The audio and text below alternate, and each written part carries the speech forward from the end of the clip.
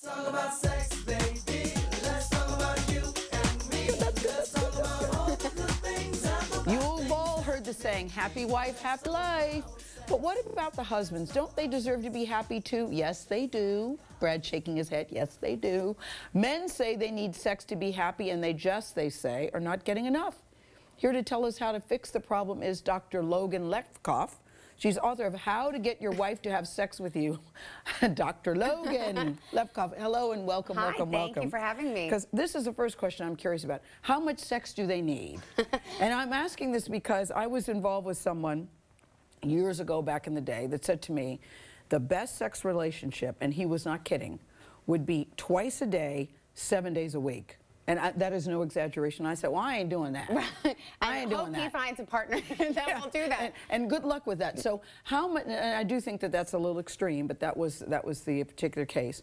But how much sex do they need? Well, every man is different. I mean, every couple is different. But I think that just having sex regularly, whatever that means to someone, whether it's once a day or a few times a week, I think the challenge with this, I mean, why do I need to write a book with this kind of title? Yes. Is that at some point in a relationship, after you have kids, after your life has progressed, we stop prioritizing sex and we forget that it was something we enjoyed and we wanted to do. Yes. I love, too, that one size does not. And because I said, don't men need to be happy, Brad, who's over there, say hello to Brad, Logan. Hi, Brad. Brad was shaking his head, yes, men need to be happy. So, Brad, what does it take for you to be happy? And by that I mean a number. By that I mean a number. And what do you do to get your wife to have sex with you? Brad goes, listen, I'm just here directing. I speak no English. He speaks English. But we took our cameras out over the weekend. Good answer, Brad. We took our cameras out over the weekend and went up to some men that do speak English very well. This was what they had to say. What do I do to get my wife to have sex with me? It's about a week process. I snore. It's my mating call. It just builds up to a special moment, and then dinner and just being home alone and quiet and music and play some music, you know, give her a nice massage, put on a little bit of Luther, ooh, yep. Then get all randy and stuff, preheat the oven. Just try to be nice to her all the time, even though we're always being pulled in different directions by our kids. It's usually just a spur-in-the-moment thing. If she won't, what do I do? I don't know. I've never had that problem. If my wife won't have sex with me, I rely on patience. Patience is a virtue. Yes. I mean, you wrote the book because clearly you think that there's a need out there. There's definitely I mean, the title of the book is, tell the title of your book. How to Get Your Wife to Have Sex with You. Yeah. I know, right? Very direct to the point. I loved hearing those men because I think they touched on a lot of things that are in the book.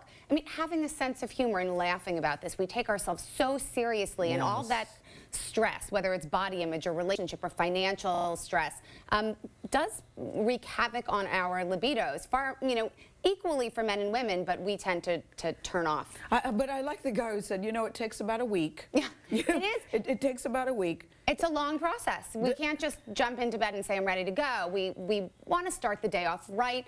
I mean, think of all the times you leave a house and you kind of do like this obligatory peck on the cheek. Yes. Hi, what's going on? Who's picking up the kids? What's for dinner? Yes. And you really don't have any You could be talking to your anymore. brother. You could be talking to your roommate. Seriously, the interaction that you have sometimes with your spouse could really be where you have no romantic entanglement or engagement or investment at all.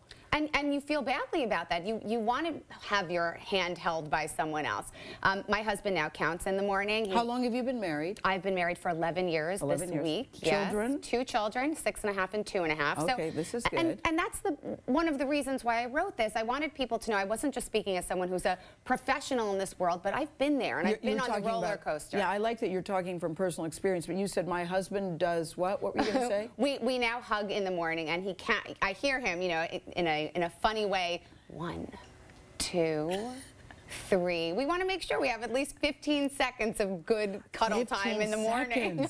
I mean, it doesn't need to be that, but the point is if you make an effort, it does go a long way. You want to make sure, I get the impression that you're saying it's not obligatory. No, it's not obligatory. There's something you said in the book about that you shouldn't have kids' pictures in the bedroom. You totally lost me with that. Oh, well, What do you mean, You can Logan? have pictures in your bedroom. I think that this idea that the room that we're more likely to have sex in should be something that makes us want to have sex. So, you know, getting rid of the clutter. You know, religious icons might stress you out a little bit if they're in the bedroom. If you've you're all laughing. Yes. Pictures of, you know, your parents and your grandparents and your kids are lovely, but if, you know, you're in the throes of passion and you look up and see them smiling at you, you might say, I'm not really engaged in this anymore. Or you look over and there's mom. Yes. Yeah, okay. So, I mean, you could turn them down. You can turn them over. I hadn't thought about it like that. And you said relationships should not take work, but they should take effort, which I thought was a really good, I think that's a really good point. What's the distinction? Well, we should put time in for our relationships. I mean, we should tell our partners that we care about them. We should want to spend time with each other. It shouldn't feel like a chore. You shouldn't really feel like roommates. I mean, there should be passion and intimacy involved in your relationship. But relationships do need nurturing. You can't just say, okay, it's been going like this for 10 years, I'm going to keep it like this, because it might not always work, and one partner is probably not going to be happy. And I thought you had really good advice about touch us in less obvious areas. Yes. You know, we already know about the boobs and that and that. We already know that part. But I love how you said, I was going to say down there. No, don't say that. But you said touch us in less obvious areas. Like what, and why is that so important? Well, first, I thought that was really great advice. Oh, good. Well, first of all, I think that oftentimes when we get the accidental reach around breast grope, it's a little disconcerting to us. We don't really love it. Guys, we don't really love it. But it's all of the other Brad, are you listening with both ears? We don't really love it. Brad goes, leave me alone. Right, Go stay ahead. away from me. Go ahead. You know, if it's the shoulders, if it's holding our hands, I mean, the backs of our knees, when you rub Backs our of the hair. knee, really good. Yeah, very nice. Really I mean, good. unexpected. That's what I've heard. Okay, go ahead, go ahead, go ahead. But all of the places that aren't so obvious and sexual. And one of the reasons for this is, A, they are surprising. But B, as our bodies change after we've had children, the things that worked for us back then are probably not going to work the same anymore. And don't compare your relationship to others. I think this is really crucial. You know, how much sex do they need? You know, you said it varies from couple to couple, but isn't there something where you go, well, that's not good if you're only having sex once every 6 months, or you're a married couple?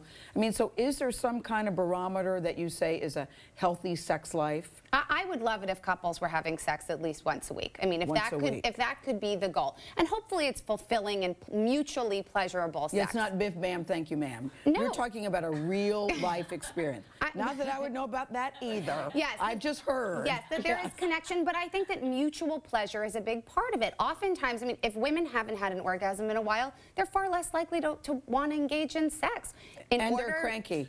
We are cranky. Yeah, that's what I've heard. We want pleasure. And so, I mean, a tip for men is don't let us get away with faking orgasms. Don't let us get away with saying, okay, how fast can we do this? I mean, make us, you know, work at it a little and enjoy ourselves, and then we're going to want it a lot more. No, you have a lot of good advice. Well done. Well done. Thank you. Dr. Logan Levkoff. Did you like the voice, the man on the street? I loved it. I thought it was adorable. I liked it too. We have a guy who shall remain nameless, Glenn, who says that he dances for his wife. Shall we ask for a demonstration? Sure. I won't do that. I won't do that.